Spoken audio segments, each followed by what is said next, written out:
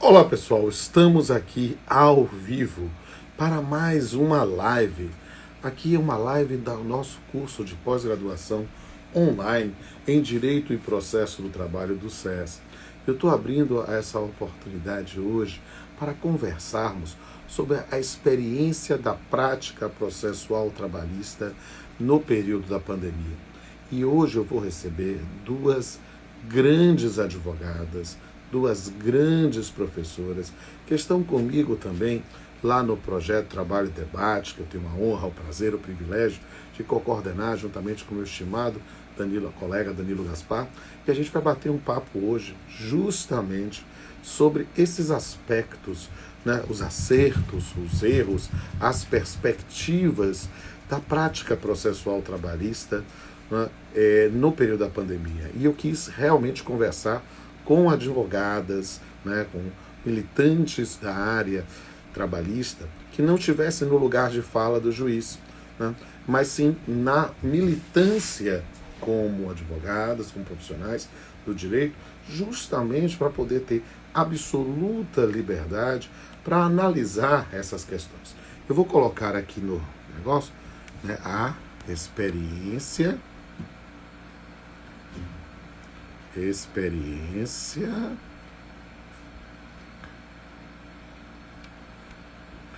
processual trabalhista na pandemia. Esse é o nosso tema que eu vou fixar aqui e estou esperando as nossas queridas colegas entrarem. Eu já vi que a professora e advogada Lauren já entrou, ainda não apareceu aqui o pedido, vou ver se eu consigo puxá-la, né? Não tem pedido para participar ainda, né? E depois também temos a nossa estimadíssima professora e colega Joana Rego. Né? Tá todo mundo aqui, eu já vi um monte de gente, estou vendo aqui meu amigo Marcos Avalone, estou vendo também a professora Carol Maia Espina, que também faz parte do Projeto Trabalho e Debate, vi aqui o professor Wander, acho que nós vamos ter uma noite memorável. Estou só esperando as meninas superpoderosas entrarem aqui, né? Já deu às 8 horas, deixa eu ver se eu consigo puxá-las aqui, onde está? Eu já tinha visto a doutora Lauren aqui. Eu vi a doutora Lauren. Será que eu consigo puxá-la?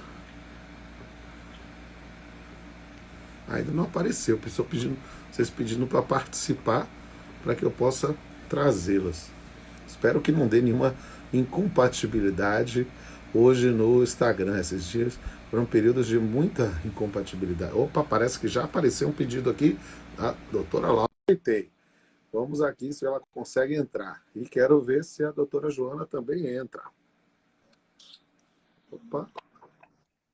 Olá, Olá, minha querida. Como é bom recebê-la, fazer uma live contigo depois de tanto tempo. Nós fizemos muitas lives lá no começo, lá da pandemia, né? E temos ela pelo Direito News, né? E temos aí a oportunidade de bater mais um papo aqui. Estou esperando aqui a nossa querida Joana entrar, mas já quero apresentar para todos que estão nos acompanhando, né? A doutora Laura Azevedo, que é advogada militante lá no Rio Grande do Sul, lá em Porto Alegre. Né? Eu tenho a satisfação de tê-la também do projeto Trabalho e Debate. Ela que é esta advogada competentíssima, inteligentíssima e elegantérrima também. Né? As meninas lá do negócio falam assim, olha, é a advogada mais elegante que a gente conhece. E que bom ter também. É uma elegância proporcional à inteligência e à competência. E que bom recebê-la aqui como advogada e como colega professora. Né? Enquanto Joana não entra ainda, eu já lhe passo a palavra para você fazer suas primeiras considerações. boa noite, pessoal. Primeiramente, é uma honra estar aqui pela SER junto contigo. Sabe que eu sou uma super fã tua, Rodolfo. Tava com saudades da gente fazer live. A gente sabe que a gente tem corrido tanto, né? Principalmente agora que a gente está tentando voltar tudo presencial, tem ficado um pouco mais complicado da gente se dividir e se organizar. Mas é um enorme prazer estar aqui contigo, falar junto com a Jo também, que é uma grande amiga. Eu gostei muito desse assunto, desse convite, porque a gente tem a perspectiva de um magistrado, a perspectiva de uma advogada trabalhista empresarial como eu e a Jo, que é do lado do reclamante. Então, são três visões bem diferentes e que eu tenho certeza que vão contribuir, as pessoas vão se identificar com os nossos problemas, porque todos nós acabamos enfrentando algumas situações que requerem, eu acho que mais do que uma questão assim formal, que requer um pouco mais de boa vontade, de a gente buscar um auxílio.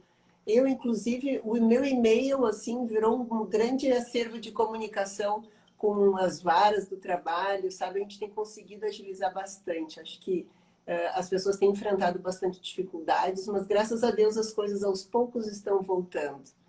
Eu acho que é muito importante algo que você falou agora no começo, justamente essa noção da sensibilidade, da alteridade, sabe? De sentir. Eu lembro que você falou do meu e-mail, eu estava falando do meu. Olha só, eu lembro quando começou a pandemia, ainda naquela perspectiva ainda das incertezas que eu fazia, o que eu fiz? Eu abri o meu e-mail e disse assim, se tiver qualquer processo que esteja lá em condição já para pedir alvará, me mande um e-mail que eu já vou resolver, porque foi a forma de dar uma satisfação para a sociedade, a ideia de uma prestação jurisdicional, né? E porque as pessoas acham estranho, de colegas meus que achavam que eu era muito esquisito, mas há muitos advogados que militam, né? Tem meu WhatsApp, me manda logo a mensagem, o senhor pode dar uma olhada nesse processo? Eu digo, olha, claro, se você tiver direito, tiver uma coisa já atento, se não, mas olha, infelizmente não dá por causa disso. Né? Acho que a gente vai ser mais acessível, facilita muito e evita, senão é da proteção. Olha, Jô apareceu aqui, ó. Deu um oi aqui. Deixa eu ver se eu consigo trazê-la ao vivo aqui. Como é que eu faço para trazê-la ao vivo? Jô, manda um convite aí para puxar você. Já aceitei. Será que ela vai conseguir entrar? Vai sim. Já coloquei aqui para aceitar. Jô, você está... Olha ela aqui, que maravilha! Cheguei! Gente do céu! Cheguei. Olha só, isso aqui literalmente é uma audiência trabalhista. É o juiz, a advogada empregada e advogado empregador aqui na mesa. Olha só, estamos aqui, ó. Eu estava, viu, Rodolfo, repostando aqui a mensagem que Lauren estava deixando sobre a live. E aí eu falei, gente, a pessoa, uma elegância em pessoa, né? Uma voz assim suave. Eu até brinquei aqui agora nos stories. Mas enfim, foi por isso que eu me atrasei. Mas desculpa, estamos aqui. Sem problema, querido. Então, meus amigos e minhas amigas que estão aqui nos acompanhando nessa live sobre a experiência processual trabalhista na pandemia, eu tenho a honra, a satisfação, o privilégio de apresentar aqui a doutora Joana Rego e a doutora Laura Azevedo, advogadas militantes na Justiça do Trabalho, professoras também, para a gente conversar um pouco justamente sobre essa questão da prática processual na pandemia, né? Dentro dessa perspectiva do lugar de fala de advogadas militantes. Isso, para nós, é muito importante. É importante destacar aqui com nossos colegas professoras, advogadas, conselheiras da ordem. Então, para mim, é uma satisfação imensa recebê-las aqui e a gente bater um papo absolutamente livre, sem censura, para a gente tentar compreender. E eu vou fazer uma parte introdutória aqui sobre justamente a pandemia e a necessidade de readaptação. Eu falei com frequência, eu estava conversando com a Laura, que com essa pandemia eu abri minha agenda, eu cheguei a fazer 400 lives, então eu brincava lá com o nosso companheiro do Trabalho e Debate, o Fabiano, né?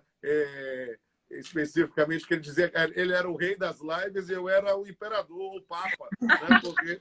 Porque a gente ficava com a quantidade enorme de convites que nós aceitávamos, justamente na ideia de dar uma satisfação para a sociedade, para ter também uma solidariedade nesse momento de angústia. Por quê? Porque a pandemia foi algo absolutamente inédito na história da cidade, do estado, do país, do mundo. Né? Se alguém profetizasse, fizesse uma daquelas profecias apocalípticas em dezembro de 2019, de que a gente ia passar mais de um ano em isolamento presencial, ninguém ia acreditar. A pessoa ia dizer, surtou, né? E, de repente, o inviável, o improvável, o impossível tornou-se realidade. E, de repente, nós tivemos que, nessa noção de manter uma prestação jurisdicional em tempo razoável, né, nos adaptar. Nós nos adaptamos às relações de direito material, seja com a disciplina normativa estabelecida em medidas provisórias, seja por próprias iniciativas de trabalhadores e empregadores, mas nós nos adaptamos também no direito processual. E essa necessidade de adaptação gerou várias questões, seja na própria noção do rito alternativo emergencial, seja na questão das audiências telepresenciais, mas nessa situação de adaptação, eu faço uma provocação não às advogadas, mas às professoras. Sabe uma coisa que eu tenho falado com frequência? É que a pandemia, de certa forma, ajudou a recolocar o direito do trabalho e o processo de trabalho a reboque, né, num protagonismo que ele nunca deveria ter saído. Né? Porque desde a reforma trabalhista, o direito do trabalho parecia estar meio escanteado, as pessoas não conseguiam valorizar mais aquela ideia, vamos acabar com o seu trabalho, ou essas discussões sobre os honorários comerciais, tivemos decisão do Supremo agora, né? Muitas questões trazendo talvez retrocesso no direito material, talvez não, trazendo retrocesso, e as pessoas dizem, talvez não vale a pena o direito de trabalho. E, de repente, a pandemia foi uma chance de ouro para revalorizar, desde a lei lá da pandemia, daquele artigo 5º, dizer que era falta injustificada, para explicar a diferença de interrupção e suspensão, até quando paga o empregador, quanto é que paga o INSS, e, de repente, a pandemia de medidas provisórias. Então, o que eu queria ouvi-las nesse momento, como professoras, colegas professoras, justamente sobre esse papel do direito do trabalho na pandemia. Quem quer falar primeiro? Segue a alfabética? Vai, Jô, então, vai. Então, pronto. Gente, antes de responder, Pamplona, eu queria agradecer o convite, né? Queria falar que é uma alegria enorme estar aqui. Eu estou vendo aí vários colegas entrando. De estar aqui com Lauren e de estar aqui com você, estar aqui através da Faculdade Ceres. Assim, uma alegria enorme, falando de um assunto que eu acho tão importante, que a gente até ouve pouco falar em lives, talvez agora, nesse momento, menos, que é essas angústias da advocacia, dar voz para professores e, sobretudo, advogadas. É sempre muito bacana a gente ter a oportunidade de conversar sobre isso e em um ambiente plural, né? Como o Lauren disse, com uma pessoa do Sul, eu aqui da Bahia, você que é magistrado, já tem também um outro panorama, outra noção. Então, assim, eu tenho certeza que esse momento é um momento muito engrandecedor para quem vai estar aqui conosco e para nós também que estamos participando. E respondendo ao seu questionamento, eu concordo com você, eu já estive, inclusive, com você em uma palestra sua, em um evento aqui da OAB, aqui da Bahia, do Congresso da Jovem Advocacia, salvo engano, que você palestrou e trouxe justamente essa perspectiva, dessa importância, dessa retomada do direito do trabalho. De fato, eu acho que sim, né? Assim, eu concordo com você. A gente sempre, durante muito tempo, eu ouvia dos alunos, professora, não sei se jovens advogados saindo já da faculdade, falando, gosto muito da área trabalhista, mas não sei se eu devo entrar nessa área, não sei se eu devo investir nisso, por causa da Justiça do Trabalho vai acabar. Aquelas fake news todas que nós tivemos, inclusive, incentivadas e movidas, inclusive, ali naquele momento pós-pandemia, pós-reforma, né? Mas eu concordo com você, eu acho que nesse momento a questão do trabalho em si, ele voltou à centralidade, né? Nós tivemos que repensar a própria questão da pandemia, da crise econômica, do impacto dessa crise no âmbito das relações de trabalho, na forma como nós começamos a necessidade de pensar na atuação do advogado, na forma como o advogado vai lidar com essas questões, com essa nova dinâmica, habilidades que o advogado deve ter e que ele vai precisar para conseguir ali contornar, né, problemas que foram criados e que vão impactar a vida, seja lá do empregador, seja a vida do empregado. Então, tudo isso fez com que, obviamente, esse nosso direito do trabalho, que estava, de fato, ali um pouco, né, amortecido, um pouco abalado com a reforma trabalhista, ele retomasse o seu protagonismo. E eu acho isso muito importante. Eu só acho que a gente não pode, e aí eu já fazendo a minha perspectiva crítica aqui, eu acho que a gente só pode, assim, entrar numa noção, assim, muito efusiva de que, e tal, Não, a gente continua tendo muitos problemas, a gente precisa repensar a forma como esses dilemas vão ser enfrentados, mas sim, né, é sim um momento da gente, inclusive, e que foi muito falado sobre isso, eu acho que Lauren, que é advogada, inclusive, preventiva, né, faz uma advocacia preventiva empresarial, vai poder, inclusive, mencionar muito isso, que é a necessidade de capacitação também, né? Você falou aí da pandemia, das medidas provisórias. Então, isso é importante. Não adianta só dizer, mas é porque a Justiça do Trabalho agora está no top do top, porque todo mundo precisa de um advogado trabalhista. Não, mas a gente precisa se capacitar. A gente precisa estar preparado. A gente precisa saber o que a gente está dizendo. Então, tudo isso também demanda do jovem que está estudando direito do trabalho, apaixonado por direito do trabalho como nós, processo, e também do advogado, obviamente, que já está lidando com isso no dia a dia. Então, eu acho que é um bom assim, caminho, e acho que nesse sentido a pandemia acabou trazendo aí um ganho para nós, né? Que somos aí apaixonados por essa área. Laura, com você. Então, eu acho que quando veio a pandemia, ela trouxe exatamente aquilo que vocês falaram. Ela reacendeu o tema do direito do trabalho, que estava um pouco amortizado, assim, e que as pessoas estavam, inclusive, dizendo, vai acabar, não estuda, não vale a pena. Sendo que, na verdade, o conflito entre trabalhador e empregador, ele nunca deixou de existir, né? Mas as pessoas estavam colocando panos quentes. Não, agora não adianta mais, o empregado não adianta recorrer. E eu digo para vocês, assim, de coração aberto, muitas empresas pararam de investir nisso também. Porque eles acabaram de dizer, ninguém vai entrar na justiça. Se entrar, o risco é grande, as pessoas não vão querer assumir. E antes, um pouco já da reforma trabalhista, quando eu comecei a trabalhar só com direito preventivo, praticamente, eu já estava tentando fazer uma mudança de mindset, sabe? Aqui no Sul, o pessoal é muito conservador, mas todo mundo gosta de dinheiro, né? Não importa em que parte do país. Então, quando a gente começa a mostrar para eles a perspectiva de tu investir num funcionário, de tu garantir que ele tenha uma vida saudável, sabe? De fazer com que ele se sinta bem, quisto dentro da empresa, que queira vestir a camisa, nossa, não existe coisa melhor. Mas é uma mudança que ela foi muito aos poucos. E aí, o que acontece? Veio a pandemia, e junto com a pandemia, começou a se rediscutir muita coisa. Claro, não dá para a gente polarizar como muitas pessoas fizeram. Pobre dos empregados. Os empregadores são um demônio. Não é bem assim. Estava todo mundo com muito medo, todo mundo inseguro quanto ao futuro e todo mundo com medo de não saber qual o tamanho do passo que podia dar, né? Se podia manter os empregados, coloca para suspensão, faz redução de jornada. E estava assim, era um sufoco. E finalmente nós que somos atuantes nessa área fomos mais requisitados do que nunca. Eu aqui tinha feito várias lives, inclusive com o Rodolfo. Quantas vezes a gente ficou discutindo medida provisória, qual que é o melhor caminho, qual que é a melhor cautela. E isso foi muito bacana. Então, é muito legal que os alunos, hoje em dia, eles começam a ver de novo com bons olhos a área trabalhista, né? Ela sofreu muitas modificações, não só a área trabalhista, como a processual, porque junto com, nesse meio tempo, teve toda essa reforma tecnológica que eu recebo. Meus clientes, eu fiz um post sobre isso, recebendo citação, intimação pelo WhatsApp, sabe? Então, assim, são modificações que a gente teve que ir aceitando e aos poucos dizendo, isso pode, isso já vamos com um pouco mais de cautela, né? Não está muito seguro essa citação assim pelo WhatsApp. Eu tive muito problema, por exemplo. Eu briguei muito com o oficial de justiça que se recusava aí e só queria fazer agora a citação pelo WhatsApp.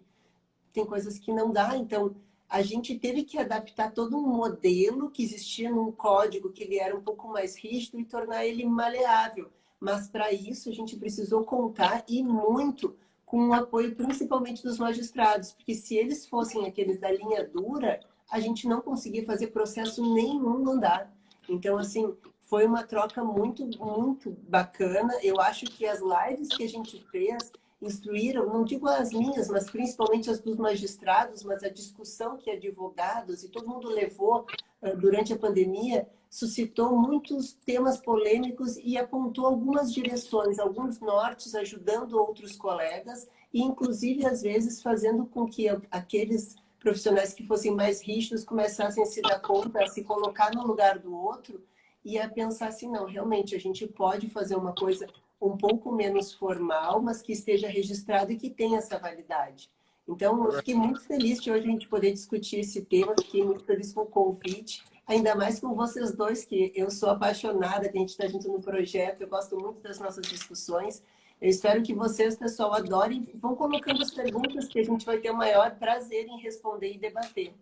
Exatamente, e isso é muito importante para a gente. Olha, todo mundo está participando aí, não hesite em lançar perguntas, mandar via caixinha, mandar diretamente no texto. Aproveite, divulga aí essa live, manda esse aviãozinho aí para todo mundo, jogue aí para que a gente possa alcançar mais, compartilhando, democratizando o conhecimento. E eu quero pegar esse mote agora trazido aí por Laura, é justamente o nosso corte de ir para o processo. A adaptação processual foi algo que, digamos, muita gente queimou a língua, né? Eu digo por quê? Porque nós sempre tivemos uma resistência a um fenômeno que era da CPCização do processo do trabalho. E, de repente, na situação em que estávamos vivendo e que não podíamos fazer a audiência presencial, que era o momento máximo para a realização da audiência, notificar, para tentar conciliar e fazer, de repente veio o que se convencionou chamar de rito alternativo emergencial. Uma aplicação do CPC para o processo de trabalho sem previsão legal, estricto sensu, né, específica, mas com autorização por parte dos tribunais, né, por parte dos órgãos superiores da Justiça do Trabalho. E isso fez com que, de repente, nós que estávamos acostumados a receber a notificação para ir comparecer à audiência, de repente, abria um prazo para 15 dias, né? Ou seja, a notificação virava uma citação e aí, de repente, tinha réplica, o que a gente sempre tentou dizer, olha, o processo de trabalho era manifestação sobre documento, mas na prática era réplica, virou réplica mesmo, e de repente, se as partes não queriam fazer mais produção de prova oral, abria prazo para memoriais e, de repente, já sentenciava e declarava-se revelia sem o juiz ver a cara das partes, porque não havia mais necessidade de notificação, de realização de audiência. De repente, como é que vocês viram esse fenômeno do rito alternativo emergencial, esse processo tramitando fora da audiência? Jô? Então, excelente pergunta, Pamplona. Eu acho que para toda mudança, eu acho que a Laura foi no ponto, né? A tecnologia veio, ela intensificou ou ela antecipou algumas coisas. Eu acho que esse ponto que você traz, ele é importante, sim, a gente precisa, inclusive, entender melhor isso. Mas eu acho que tem o seu ponto positivo e o seu ponto negativo. Da maneira como você trouxe, eu acho que para explicar, e assim, o ponto central, até para a gente entender esse lado positivo e o negativo, é a questão do princípio da cooperação. Né? Eu acho que Lauren foi feliz quando ela disse da importância de se ter um magistrado, né, compreensivo, um magistrado que compreende também a perspectiva da advocacia, né, as dificuldades desse momento em relação ao próprio fenômeno, né, do isolamento ali em algum momento, do lockdown, ou várias outras questões que são subjacentes a essa discussão, a questão do acesso digital, né, das pessoas, do acesso à justiça digital, como alguns gostam de denominar. Então, você ter um juiz que tem essa percepção, que tem essa maleabilidade, e, ao mesmo tempo, você também ter advogados que estão também preparados para esse novo rito, né, e ali dispostos a acontecer, isso pode ser algo bom, né? Pode ser positivo. A gente tem, de fato, ali uma tendência a organizar isso melhor, a permitir que, em alguns casos, em alguns processos, haja, inclusive, uma dinâmica de antecipação ou de diminuição do prolongamento do processo. Então, acho que sim, aconteceu, houve digamos assim, essa surpresa. Em algum momento, as pessoas, os advogados precisaram ali se adaptar, aqueles que não tinham tanto esse conhecimento, né, desse rito do CPC. Houve essa adaptação, houve esses pontos positivos, mas aí, Pamplona, eu acho que é importante a gente sinalizar também que houve um lado negativo dessa história, né? Então, assim, falando aqui agora no papel, no espaço de fala, não apenas da advogada, mas de quem trabalha dentro dos bastidores de um abate, por exemplo. Eu sou conselheira aqui da Associação Baiana aqui dos Advogados Trabalhistas, e a gente recebe, assim, diuturnamente, obviamente, as queixas da advocacia trabalhista na Bahia, né? Assim, é a porta de entrada, quem filtra, quem às vezes é necessária a intervenção diretamente com o tribunal, com os magistrados. Então, a gente tem nossa ouvidoria também. Então, eu sei que, obviamente, houveram ali uma série de problemas e que muitos deles, inclusive, decorrentes dessa ausência dessa dinâmica de cooperação por parte da magistratura com a advocacia. Então, como eu disse, a gente tem aí uma série de problemas. A gente, ao mesmo tempo que a gente dinamizou algumas coisas, teve muita coisa que ficou parada, né? A gente tem um sério problema em relação a essas audiências telepresenciais. Muitas vezes, né, empresas que não querem, que acabam utilizando dessa lógica de não querer audiência telepresencial e querer sempre fazer presencial com o objetivo de prolongar o processo, né? Ou, às vezes, um juiz que, pelo lado inverso, acaba não compreendendo as dificuldades das partes, né? Sobretudo no momento de lockdown, ali houve um momento bastante crucial ali durante a pandemia, que foi o problema de isolamento total. Então, assim, a transferência da responsabilidade para os advogados, da conectividade, né, das partes, dos sujeitos envolvidos no processo, para que eles se fizessem presentes nessa audiência telepresencial. Então, até hoje, eu advogo bastante para reclamante, eu tenho situações que o meu cliente, ele diz, eu não tenho segurança, doutora. Eu não quero fazer audiência da minha casa, de um lugar, e a senhora de outro. Porque pessoas que não sabem, muitas vezes, que não têm esse entendimento, né, desse acesso digital, às vezes até os meios eletrônicos próprios para realizar isso. Então, assim, a gente teve, sim, muitas queixas, muitos relatos verdadeiros de também problemas em relação a isso, né? De transferência para o advogado da responsabilidade de, em plena pandemia, no momento de isolamento, ter que levar o cliente ou as testemunhas para um determinado local, se expondo para que aquela audiência pudesse acontecer. Eu meio que misturei aqui um pouco os assuntos, porque a gente estava falando mais do aspecto processual, né? Ali do processo em si. Eu estou trazendo a questão da audiência, que talvez a gente fale um pouco depois, mas eu acho que isso se relaciona, porque isso tem a ver com a dinâmica do processo, né? Isso tem a ver com essa demanda em relação à capacidade de pegar essa tecnologia e transformar ela a favor do processo, no sentido de evitar os atos desnecessários e utilizar esse CPC a nosso favor, né, para dinamizar, inclusive, para o próprio reclamante, mas, ao mesmo tempo, tem o lado inverso, né, o lado do prolongamento do processo, do não entendimento das partes em relação a esse novo procedimento, né? E, às vezes, também a incapacidade das partes, e aí no sentido, eu falo partes aqui no contexto geral, incluindo a magistratura, de perceber, né, as nuances e as dificuldades dos sujeitos que estão ali envolvidos no processo em função dessa situação que nós vivemos, que é, sim, um disparate, uma heterogeneidade muito grande em relação às partes que estão envolvidas numa relação de trabalho. Então, muito frequentemente, a gente tem uma grande empresa e a gente tem uma que é quase analfabeta. E não tem como você não ter uma perspectiva de analisar e de entender essa diferença no momento de uma situação como essa. Entende? Então, assim, é só uns pontos aí que eu deixei aqui mais dúvidas do que respostas. E aí eu passo a palavra para a Laura, mas ainda mandando um abraço aqui para o nosso querido, quase aqui o homônimo Lauro de Campos, nosso querido amigo que está participando, e também várias colegas do Projeto Trabalho e Debate. Eu vi a Elisa Tavares, eu vi a Carol Maespina, vi a Carol Hirata, tem muita gente boa aqui participando. Um beijo a todos e todas. Laura, a palavra é sua.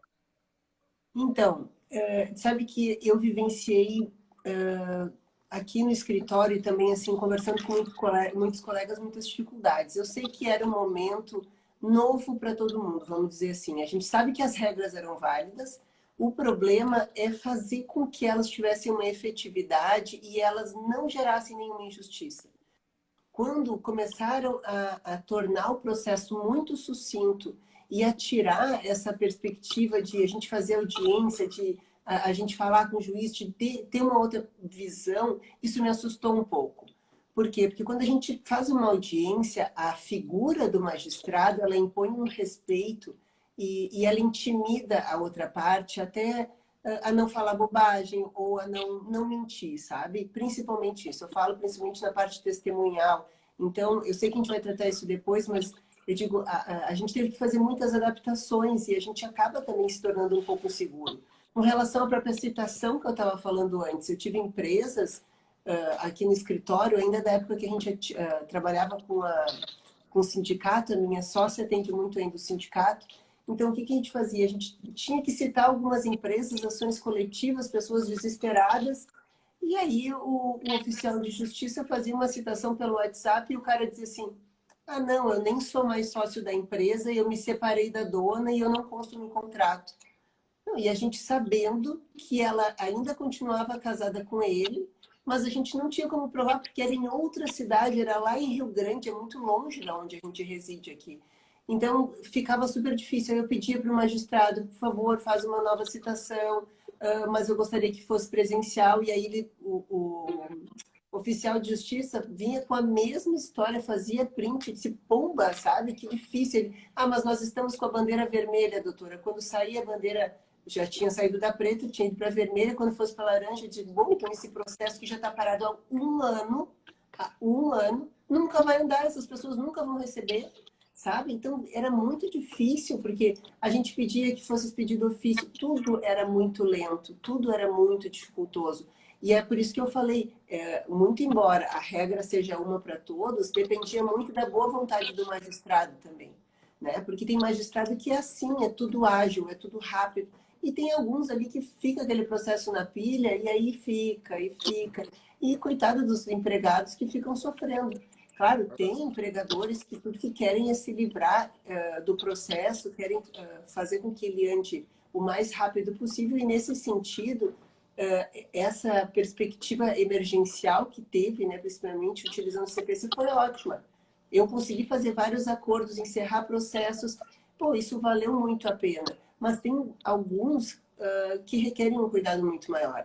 Eu sei, assim, eu me lembro muitas lives que eu fiz e muitos juízes dizem, não, a gente tem que acreditar na boa-fé, na outra parte, não vai ter problema. Ah, gente, vamos botar pé no chão, né? Se não tivesse lide, a gente não tinha processo. As pessoas não são tão boazinhas assim. A gente quer confiar, mas a gente confia desconfiando. Então, a gente tem que ter um trâmite o mais regular possível, adaptável, mas que a gente se sinta seguro. A ponto de dizer, olha, eu quero a audiência, eu quero a presença do magistrado, sabe? Então, eu acho que agilizou muita coisa, o uso da tecnologia nos facilitou demais, muito embora me incomodei demais, porque uma hora, dependendo do tribunal, era o Cisco, depois era o Google, depois era o Zoom, aí usaram uma outra plataforma, eu já fiz audiência até pelo WhatsApp.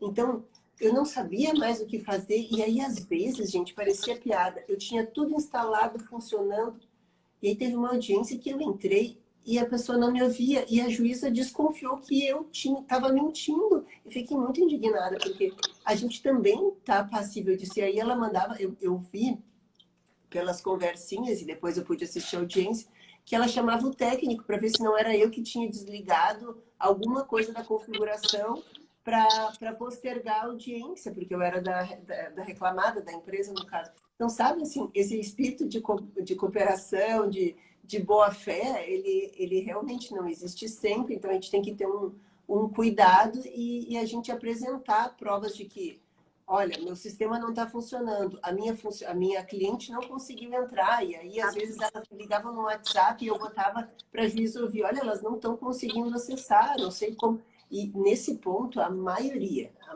disparada dos magistrados sempre foram bem atenciosos, assim, cautelosos, admitiram, eles não, realmente eu vou atestar que eles não conseguiram entrar, doutor, é só uma audiência de conciliação.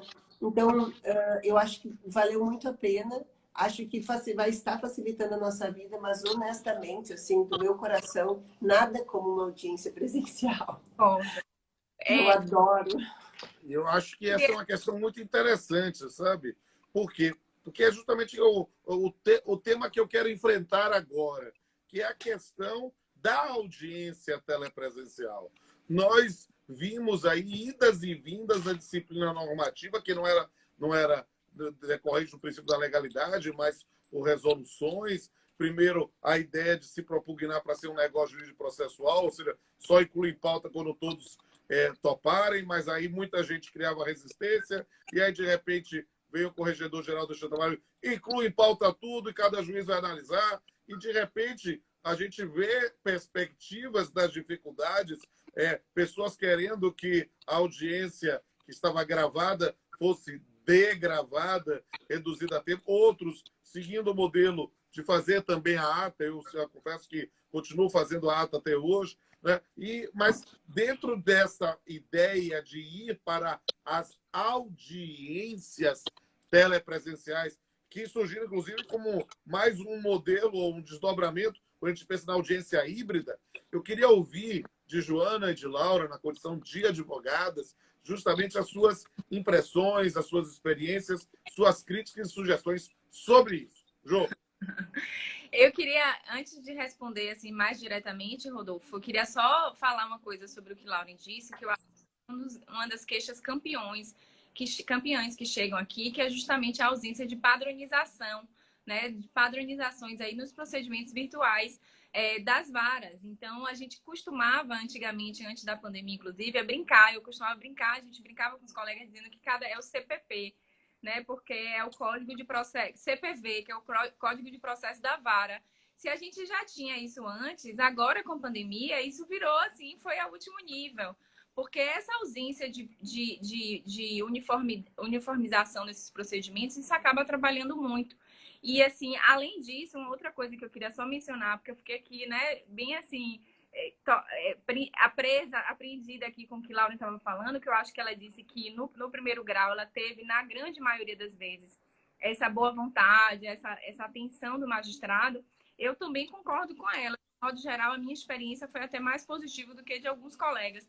Mas eu acho que no segundo grau, os problemas decorrentes dessa questão em relação à utilização dos meios eletrônicos para se fazer ouvir, né? Então, esses problemas em relação a você não conseguir acessar e o magistrado ele não inverter a pauta para que você possa fazer a sua sustentação, do advogado realmente ter ali as prerrogativas completamente ali inobservadas em função da não disponibilidade, da não boa vontade, da não empatia, da não compreensão por parte do tribunal, dos magistrados, ali no caso dos desembargadores, em relação a esses problemas.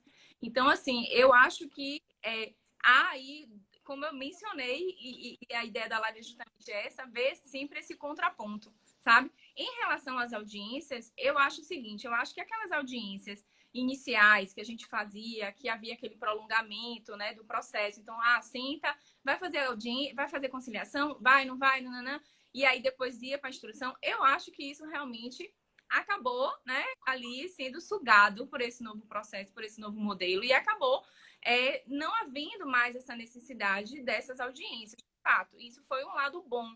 Eu acho que os advogados, de um certo modo, se adaptaram a essa nova lógica de entender que, efetivamente, é importante a gente pensar na instrução probatória, se organizar, entender o que vai ser efetivamente proveitoso para o processo a título de prova e seguir isso, né, e fazer essa audiência efetivamente quando ela se faz necessária e não apenas aquelas, enfim, audiências que aconteciam, às vezes, meramente para conciliar e que eram desnecessárias, de um certo modo. Só que eu tenho um posicionamento particular, Pamplona, que eu creio que pode não ser aí a mesma ideia de muitas pessoas, mas eu sempre fui um pouco crítica em relação à própria audiência telepresencial por conta desses elementos que a gente vem falando aqui desde o início da live. Eu acho que assim, é importante a gente...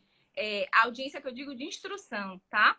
Por mais que eu entenda que esse princípio da cooperação, ele nos ajuda, né, a melhor utilizar os recursos e fazer com que essa audiência de instrução aconteça, né, da maneira mais adequada e tal, mas eu ainda acho que em muitas circunstâncias, a experiência prática que eu vivenciei me demonstrou que essas audiências telepresenciais muitas vezes acabam, sim, prejudicando, né, ali o andamento, o entendimento mesmo do processo, a capacidade de você conseguir realizar ali, se desincumbir do seu ônus probatório, né? A questão da incomunicabilidade das testemunhas. Então, por mais que se tenha um cuidado, às vezes você está com testemunha no escritório, aí o juiz ele quer ver que a pessoa está sozinha em uma sala e que não há comunicabilidade, quer que você deixe a câmera ligada o tempo inteiro para verificar que não tem ninguém que entre na sala.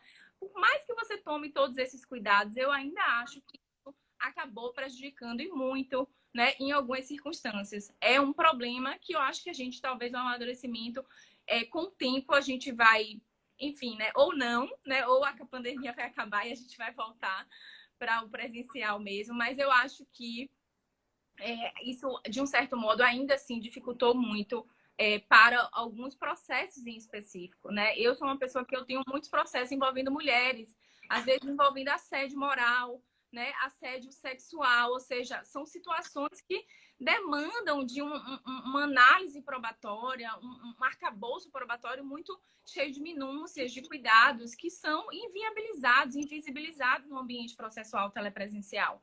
Então, há sim uma perda, né? Que eu acho que é uma perda emblemática e que eu acho que muitas vezes, inclusive, acaba recaindo de um certo modo para aqueles que são reclamantes, né? Para aqueles que estão na condição processual posicionado como autor, né? No processo. E só para finalizar, para também não me alongar, em relação à degravação, que eu acho que é um outro assunto aí que cabe aí muita polêmica, eu acho que isso é, assim, no meu entender, um absurdo.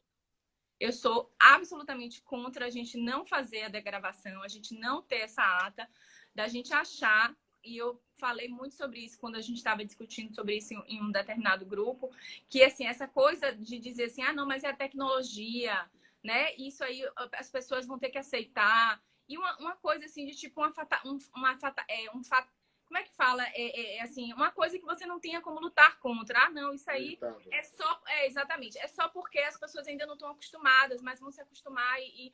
Não, não é isso. A gente não pode tratar isso dessa maneira, né? Não é transferindo, não se trata disso. As pessoas não é que elas estão com rejeição ao novo ou à tecnologia. Se trata de acesso, né? Se trata de entendimento do processo, se trata de utilização da ata processual e daquele momento processual de maneira adequada para você conseguir exercer, né, a sua profissão, o seu papel ali dentro do processo de maneira adequada. Né? Inclusive para o magistrado, infelizmente, eu vou retomar as palavras de Lauren, a gente não tem como generalizar, né? A gente até tem como pensar, digamos assim, generalizar no sentido positivo, achar que a boa-fé processual e que, enfim, os magistrados irão fazer da melhor forma, mas, infelizmente, a gente sabe que há exceções. E quando você tem um processo estratégico que cai na mão de um juiz que não tem, né? Eu tô falando aqui da frente de um juiz, viu, Laura? Mas quando a gente tem um juiz que ele não tem essa preocupação, como é que a gente vai garantir que esse magistrado, ou que o assessor, ou quem seja lá quem for, vai efetivamente assistir essa audiência, vai efetivamente observar todas as minúcias, os pormenores necessários para que ele possa efetivamente proferir uma decisão adequada no processo? A gente não tem essa garantia. E aí vai sobrecarregar, vai recair esse problema para o advogado, né? E para, obviamente, o cliente. Então, assim, eu sou extremamente contra essa ideia de achar que não precisa, né? Que isso é o novo e que vai vir, que a gente vai ter que aceitar. Eu acho que não. Eu acho que quando a gente fala de acesso à justiça, a gente não fala apenas no ingresso de uma ação, a gente fala de obter os meios adequados para os recursos no processo, para que você possa utilizá-lo e obter aquele prestação jurisdicional mais adequada numa duração razoável, né? E utilizando de todos os meios de maneira igual entre as partes. E isso demanda também dessa preocupação, sobretudo em relação ao momento crucial do processo, que eu acho que é o momento mais bonito, que é justamente a audiência de instrução. Então, na minha opinião, se tivesse aí uma enquete, eu seria extremamente contra o posicionamento que nós estamos, pelo visto, adotando a partir de então. Eu passo a palavra para a Laura. Sabe que eu concordo contigo. Eu acho que a audiência de instrução ela é como o ápice assim de uma demanda no primeiro grau. Ela requer muita estratégia de um advogado. Então a gente estuda, parece que é bobagem, mas a gente estuda um processo com detalhes, a gente estuda a forma que a gente vai perguntar, a entonação, o que a gente vai fazer caso o juiz mude a nossa pergunta. Então a gente tem toda uma dinâmica já pré-pensada antes da audiência. E eu acho de extrema importância quando o juiz reduz isso a termo em uma ata. Porque quando o juiz faz isso, ou quando ele faz a pergunta, né, ele modifica, tudo aquilo já tem dentro desse contexto a percepção dele. Ele já está seguindo uma linha de raciocínio que ele está vendo, pô, esse cara está me enrolando, ou ele vai deixar registrado. Ele pergunta muitas vezes, a senhora entrava e assinava o ponto corretamente todos os dias. A gente já sabe, para quem está batalhando ali, né, uma hora extraordinária, alguma coisa, o que isso vai desencadear. Mas daqui a pouco, se isso não está registrado de uma maneira adequada, a gente não pode registrar um protesto da forma que a gente queria. Então, assim, a gente acaba deixando umas beiradas que a gente pode, quando tem um documento formalizado, depois utilizar em sede de recurso. Né? A gente faz aquilo com destaque. Então, assim, eu acho que é essencial também a gente ter uma ata reduzida a termo. E muito embora as pessoas digam que esse seja o futuro, quando começaram a fazer isso na Justiça Civil, eu tive 3 audiências que as atas não puderam ser reduzidas a termo porque o secretário disse que estava inaudível e os vídeos não ficaram salvos. Então, a gente perdeu.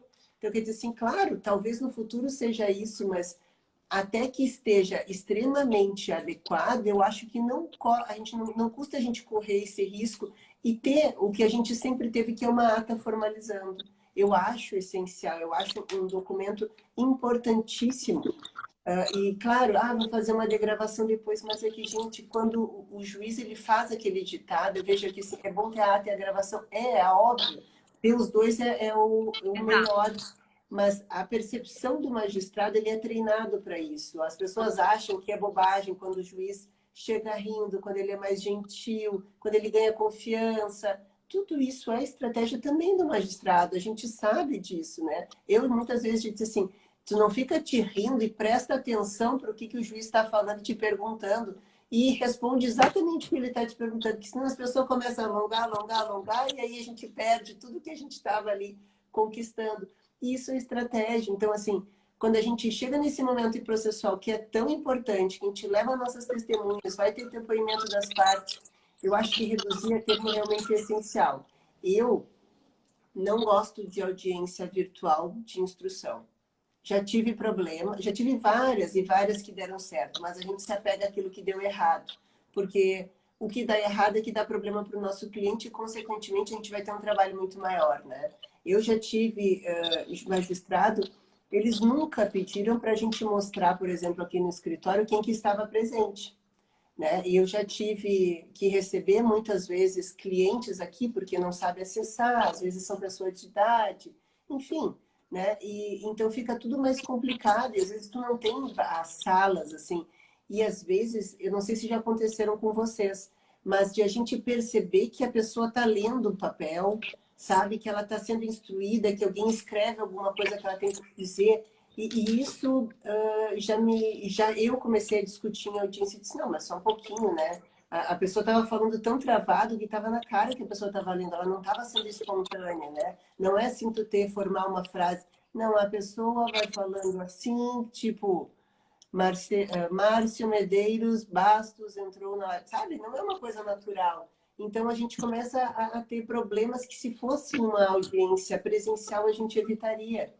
Eu espero que a gente volte a ter todas as audiências de forma presencial e que a gente utilize essas virtuais, principalmente quando for, né, uma carta precatória, coisas que aí vão agilizar o processo, o que não vai fazer tanta diferença, porque a gente não vai se deslocar para vários outros estados e cidades, enfim. Eu não sei o que vocês acham disso, vocês já enfrentaram algum problema assim também em audiência de instrução? Olha, na minha condição de magistrado, eu tenho sempre feito o registro em ata. Eu não me desapeguei disso. Estou acostumado. E é engraçado que, às vezes, eu fico achando que eu sou um dinossauro, porque As pessoas querem falar rápido demais. Eu digo, gente, espera um pouquinho, porque a gente está fazendo aqui a ata. Acompanha aí na tela, com toda a paciência do mundo. Quero, inclusive, convidar todos e todas que estão aqui assistindo. Manda uma mensagem, um direct aí para mim no Instagram, que eu dou o link da sala de espera lá da 32ª. Vão assistir a audiência comigo, ter experiência de fazer. Eu tenho uma paciência. Amanhã eu vou fazer audiência presencial lá no nosso prédio das Varas, lá no comércio. Mas depois da manhã, telepresencial de novo. Então, nós estamos aqui intercalando. E essas experiências, sabe? Eu gostaria da gente trazer essas referências agora, né? Para a gente fazer uma espécie de balanço sobre o tema, sobre esse período. Para a gente pensar os acertos, os erros, as perspectivas, né? E acho que a gente pode refletir.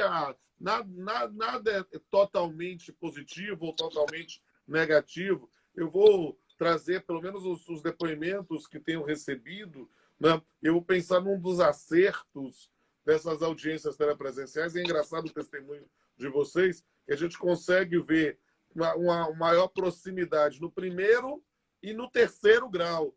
E a maior dificuldade tem sido no segundo grau, nos TRTs. Mas por quê? Porque talvez um dos acertos desse meio de comunicação, dessas audiências telepresenciais, tem sido nos tribunais superiores, seja no TST, seja no STJ. Né? Eu tenho visto os advogados me testemunhando, né, de que, olha, eu agora posso fazer uma ostentação oral no TST sem precisar sair da Bahia. Né? Ou eu posso ir despachar com o ministro no horário tal, né? Tá lá disponível, coisa que eu talvez não tivesse tanta facilidade no deslocamento. Eu acho que talvez na busca de uma solução intermediária dentro da experiência, um dos acertos, claro que isso depende da boa vontade dos magistrados, né? Um dos acertos tem sido essa facilitação da comunicação literalmente à distância. Ou seja, para ir, não precisa a Lauren sair de Porto Alegre ou Joana sair da Bahia para fazer uma ostentação oral no TST. Ou não precisa sair das suas cidades para ir despachar com o ministro alguma coisa para levar os memoriais ou fazer algum tipo de ponderação. Então, talvez, para mim, esses sejam os acertos. Eu queria, nessa linha, assim, da Poliana Menina, Poliana Moça, o jogo do contente, né? O que é que vocês veem de grandes acertos nesse modelo? Depois eu vou perguntar de grandes críticas, de grandes erros. Começa com o João novamente. Então, eu concordo com você. Eu concordo, inclusive, com o Marcos aqui também, que ele estava dizendo que ele acha que a audiência presencial é mais segura e que a telepresencial deve servir de apoio. Eu acho que, quanto a isso, eu e Lauren aqui, acabamos concordando quanto a isso. E também em relação à gravação, que é positiva, mas que precisa ser reduzida a termo. Com relação a essa questão que você trouxe, Pamplona, eu concordo contigo. Eu acho que o fato de ser telepresencial, o fato de ser online, né, digamos assim, ele facilita e reduz a distância efetivamente, né? E reduz o custo. Então, você poder fazer uma sustentação oral em outro lugar, né? Um outro estado, isso, obviamente, foi muito importante. Inclusive, permitiu que advogados que naturalmente não fariam, não teriam essa capacitação, até pela demanda, pela não possibilidade de fazer isso. Então, tinha aquele fenômeno de você ter um advogado parceiro em outro estado. Então, se você tem ou seja, né, no TST, alguém que advogue para o escritório, que tem essa parceria para fazer esse tipo de trabalho. Então, isso acabou viabilizando essa possibilidade aí para muitos advogados. Muito embora, e aí eu não sei se já pode falar os contras, também há quem diga, né, e há quem sustente, muitas pessoas, inclusive, com queixas, eu já ouvi lá, inclusive, na Abate, a dificuldade de ser ouvida por magistrados e servidores. Então, ao mesmo tempo que você consegue chegar e fazer uma sustentação oral em outro estado, às vezes você tem um problema no seu processo, algo que você precisa resolver, que poderia ser algo simples, mas você não consegue sequer falar com a vara, não consegue falar com o serventuário, não consegue marcar com o juiz para ser atendido. Então, houve assim, uma luta da advocacia, da OAB, para dizer, olha, o corregedor, inclusive, quando foi na Bahia, ele disse, tem que ser ouvido o advogado, o magistrado, ele tem que sim falar com o advogado, ele tem que, o papel dele, é a função dele, faz parte também ele ter essa disponibilidade. Então, quer dizer, você precisa ter alguém do CNJ para chegar e dizer isso e a gente levantar essa bandeira de vitória, quando que, na verdade, era uma coisa absolutamente básica, essencial, que não deveria precisar disso tudo, entende? Então, eu acho que tem... E tem só mais uma coisinha que eu estava lembrando na hora que Lauren estava terminando a fala dela, em relação à audiência telepresencial, Pamplona, que eu acho importante, que é a questão dos pautistas. Porque, veja, ao mesmo tempo que a gente está dizendo que é bom eu poder daqui fazer sustentação oral no TST, a gente tem aqui uma questão que é a possibilidade de você, que é cliente, né, que é de outro estado, vir fazer uma audiência na Bahia. A gente começou a ter um fenômeno das pessoas fazerem mais audiências do que atuar em vários processos e não ter a sua OAB suplementar, e isso acabar minando, digamos assim, o espaço daqueles advogados que acabavam realizando, e a gente sabe que existe, sobrevivendo aí a partir dessa lógica, né, de ser pautista, ser alguém que faz audiência na justiça do trabalho.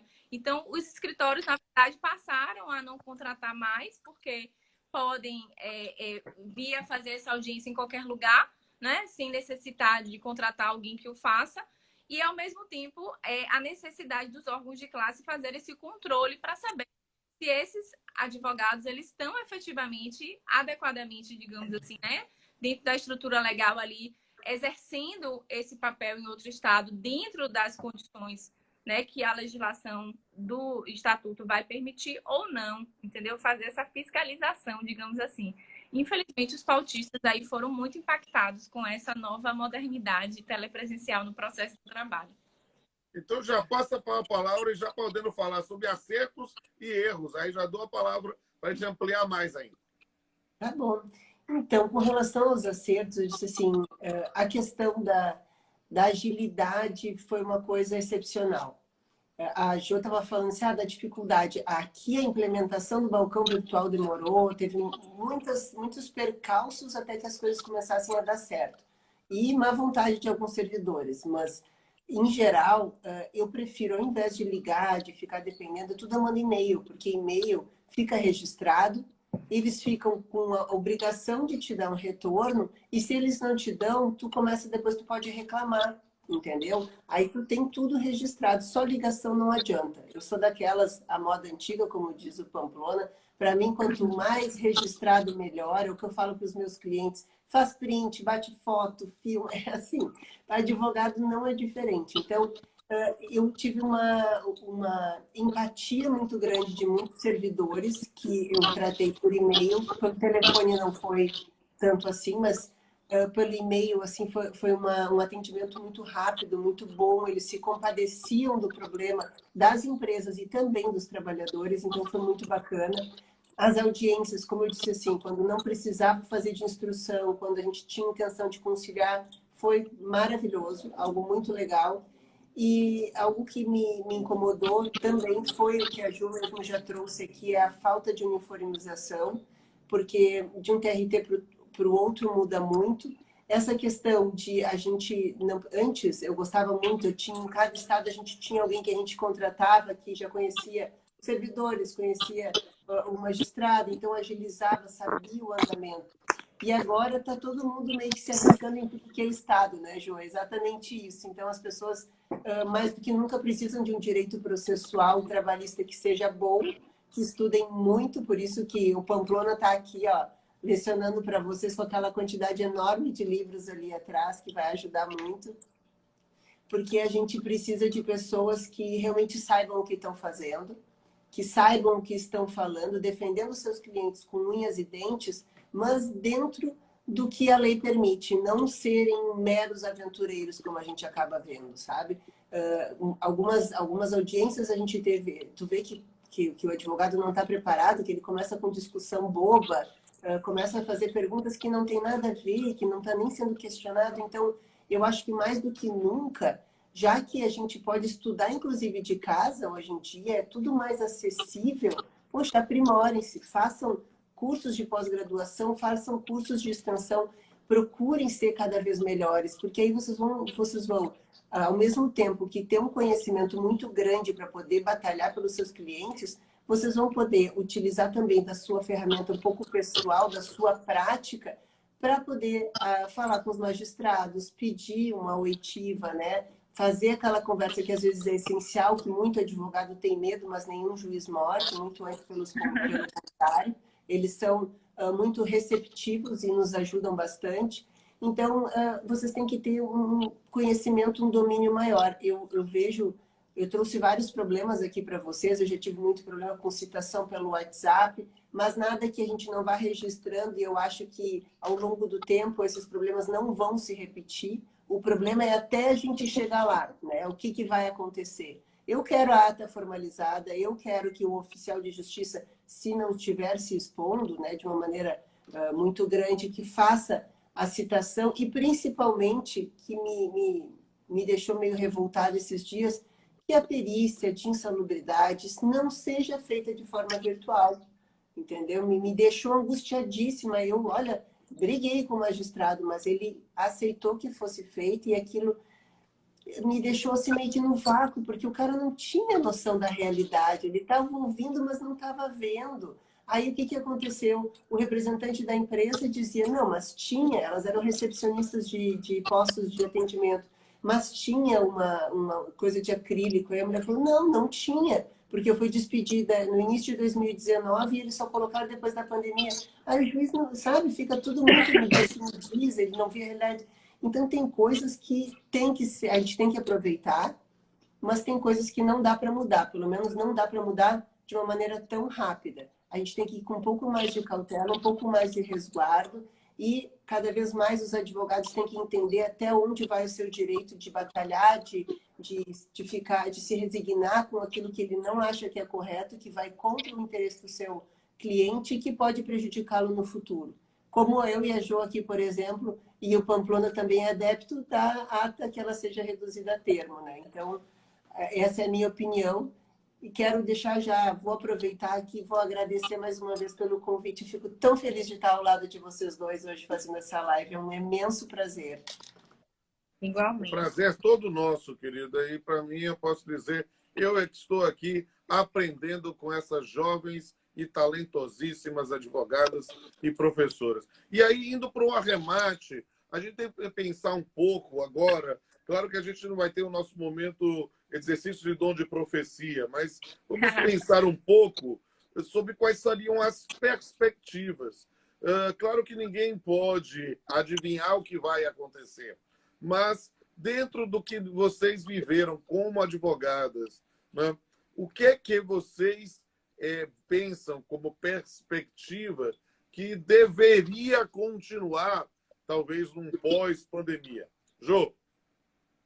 Olha, eu acho que a gente nada vai ser né, como já foi um dia. Então, isso com certeza, algumas coisas vão ficar, né? Algumas mudanças, elas vão permanecer, ainda que voltemos ao presencial, né?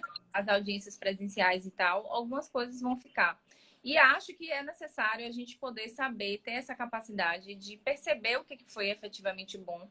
E para isso é necessário que haja um diálogo dos tribunais com a advocacia, né? Eu repito. Então, fazer essa análise não é só o que é bom para a magistratura, nem só o que é bom para a advocacia, é o que é bom para o processo, para ambas as partes, né? E quando eu falo aqui os advogados, porque os advogados estão, obviamente, defendendo o interesse dos seus clientes.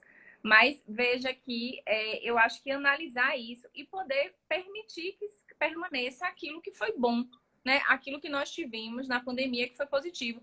Por exemplo, né? Essa possibilidade de sustentação oral ainda permanecer pela via, né, de telepresencial, dessa maneira como tem sido feita. Ou também a questão das audiências de conciliação. Então, não há necessidade, né? A gente já viu que você pode fazer isso online rapidamente, que isso não tem tanto prejuízo, né? O fato de ser telepresencial. Enfim, algumas coisas que a gente possa realmente dinamizar. Agora, entendendo que ainda que a gente tenha o papel aí da tecnologia impactando a nossa vida e muitas coisas, né, vão mudar realmente, a gente não abrir mão daquilo que efetivamente compromete a prestação jurisdicional, né? Compromete as prerrogativas dos advogados. Enfim, a gente entender que algumas coisas vão sim ter que permanecer. Né? E entre elas, muitas do que a gente... Eu não consigo imaginar, sinceramente, eu estou ouvindo você falar, Lauren, mas eu realmente, para mim, é difícil entender uma perícia, a depender, inclusive, né, do tipo, seja realizada virtualmente. A lógica é a perícia tem que ser uma inspeção, uma vistoria. Como é que alguém pode fazer uma Uma... perícia? Deixa eu só fazer um beijo especial aqui. A nossa musa, Vólia Bonfim, entrou aqui também, está participando, e vários outros colegas também trabalham em debate. Veio aqui o Ítalo, entre tantos aqui. E aí eu quero passar a palavra para a Lauren também, porque o que é que você pensa, o que é que você profetiza, Lauren? O que você gostaria que continuasse nesse pós-pandemia? Se é que vamos ter um pós-pandemia. Então, eu acho que tem algumas coisas que elas vão vir para ficar. Eu acho que vai virar regra essa questão de fazer citação por meio de WhatsApp, por meio virtual. E quando não der certo, vai caber o advogado fazer como eu fiz 300 vezes, pedindo para que ela seja de forma pessoal, né? Mas eu acho que a regra vai ser agilizar o jogo. Então, audiência de conciliação, acho muito difícil de fazer presenciais. Eu acho que vão dar preferência, com certeza, e acho que é legal mesmo fazer da forma virtual, se as pessoas tiverem todas acesso. Se bem que todo mundo tem um celular, né? É só a gente ir adaptando. A audiência de instrução, eu espero de coração, assim como a perícia que eu falei de insalubridade, que não sejam feitas de forma virtual. São atos muito importantes para quem está litigando por uma das partes, para que isso seja feito à distância, que vai te dar uma insegurança jurídica quanto à conclusão que a pessoa vai tomar, né? É muito importante. Então, eu acho que essas coisas não deveriam. Então, eu profetizo, eu espero e eu rezo que isso não fique de forma virtual, que seja de forma pessoal. E, assim, com relação ao segundo grau, eu acho que agora as coisas estão começando a andar um pouco mais rápido. É que o que a gente vê no tribunal, principalmente os regionais, de diferença para o primeiro grau, eles não pessoalizam, né? Eles são mais assim, se encaixa naquela questão, não se encaixa, tem exceção, não tem. Então, se torna agora um pouco mais rápido e eles não têm muitos advogados que façam sustentação oral. Muitas vezes eu fui para fazer sustentação oral e muitas vezes eu era a única advogada fazendo no tribunal aqui. E às vezes acontece que as pessoas não têm essa experiência, então acaba que nem os próprios os magistrados, desculpa, os desembargadores, enfim, eles não são tão acessíveis assim. Claro, isso vai variar de região para região, né? Mas eu estou dizendo pela minha aqui. Então, eu espero que a gente consiga que as pessoas tomem essa noção da importância de atuar no primeiro grau, de fazer um bom recurso, de atuar no segundo grau, fazer a sua sustentação oral, não abrir mão disso, para depois continuar fazendo um bom trabalho para o seu cliente até o último grau que puder. E perceber que com essa acessibilidade, se a gente continuar tendo, fazer essas sessões de forma virtual, qualquer um pode fazer. Então, a prática leva à perfeição. Vamos assistir dos outros, vamos estudar, sabe? Isso acho que vai ajudar bastante, principalmente para quem mora longe, que fica difícil de acessar um tribunal. Acho que isso aí vem para ficar e, se Deus quiser, as pessoas vão conseguir desenvolver um trabalho melhor. Bem, minhas amigas, bem, todos e todas que estão nos ouvindo, quero dizer que foi uma satisfação imensa fazer essa live com essas duas encantadoras advogadas e professoras, competentíssimas, talentosíssimas, poderosíssimas. Eu quero dizer que eu estou muito feliz. Então, para arrematar, e eu aprendi que eu não posso ter menos interrupting, eu quero passar a palavra para que vocês possam fazer as suas considerações finais. Então, começa com o Jô, depois com o Lauren, e aí eu me despeço de todas e todos. Então, eu quero dizer que foi um prazer estar aqui hoje. Assim, muito, muito bom mesmo. O Lauren vai falando, você foi falando, e aí vai vindo as coisas, né, na cabeça, e a gente vai trazendo realmente que era o propósito desse momento, né? Pensar nas nossas experiências, pensar nas nossas vivências, amadurecer alguns processos, né? Porque cada vez que a gente fala, que a gente conversa, que a gente aborda um determinado assunto, a gente se ouve, a gente vai aprendendo com o outro. Então, assim, eu acho que foi uma experiência incrível. Eu agradeço a sua generosidade. Eu acho que, assim, Pamplona muito mais do que um coordenador do nosso projeto, não é, Lauren? É uma pessoa assim, extremamente generosa que está sempre oportunizando esses momentos que são incríveis. E está aqui com Lauren também, né? Assim, uma outra vivência de um outro estado completamente diferente aqui da Bahia. E a gente consegue perceber isso que é bacana, que há semelhanças, há diferenças, mas há também angústias, dilemas que nós, da advocacia, vivenciamos em qualquer lugar do país. Então, vivemos em regiões diferentes, vivemos que tem, inclusive, realidades econômicas diferentes que impactam nas relações de trabalho. A gente não pode deixar de perceber, de entender isso, mas que há aqui elementos que vão ser vivenciados por todos, seja em qualquer lugar do país e seja qualquer tipo de advocacia, seja uma advocacia preventiva, seja uma advocacia contenciosa.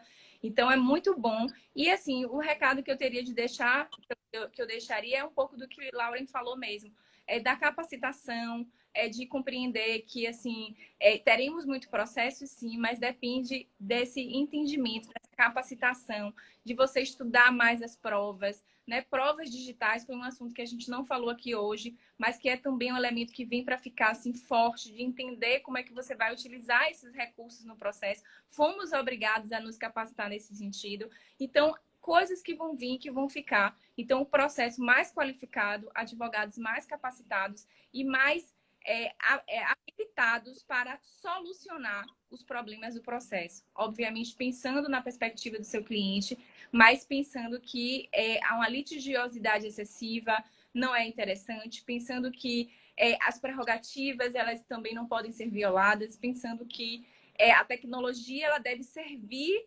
para que a prestação jurisdicional seja feita de modo eficiente, eficaz, né, e justa, e não o contrário. Então, foi uma grande oportunidade estar aqui falando sobre tudo isso. Eu estou à disposição sempre, porque convite de mestre é uma obrigação, a gente só aceita e agradece.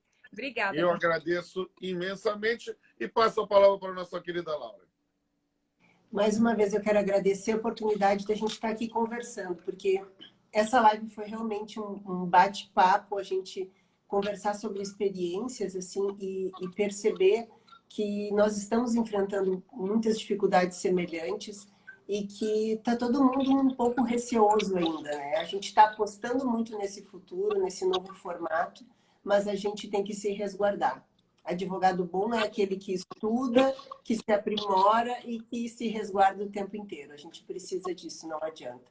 Eu agradeço muito a oportunidade. Esse tema realmente ele é muito relevante. Acho que as pessoas, acho que a gente, eu aprendi muito com vocês, porque não basta a gente apenas, às vezes, ficar indignado com algumas coisas. A gente tem que fazer elas acontecerem e a gente precisa se adaptar. Só reclamar não adianta.